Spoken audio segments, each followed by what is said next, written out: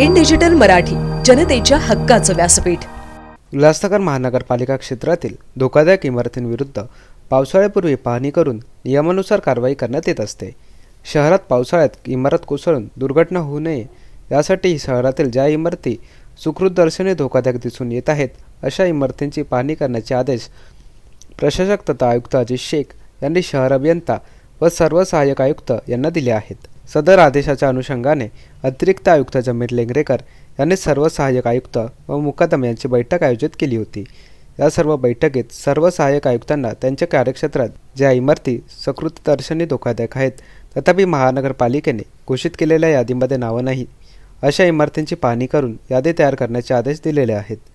त्या अनुषंगाने सर्व सहाय्यक आयुक्त प्रभाग समिती यांनी त्यांचे अनिदस्त कर्मचारी यांच्यामार्फत शहरातील इमारतींचे सर्वेक्षणास सुरुवात केली आहे। सदरची कारवाई जून 2024 पूर्वी करण्यात येणार आहे। याचबरोबर शहरातील पदपथावरील अतिक्रमणे, बेवारस वाहन उचलणे व अनधिकृत फेरीवाल्यांवर कारवाई करण्याचे निर्देश अतिरिक्त आयुक्त जमीर लेंगरेकर यांनी दिले आहेत। चारही प्रभागात अतिक्रमण निर्मूलनाची कारवाई तीव्र करण्याच्या सूचना दिल्या आहेत।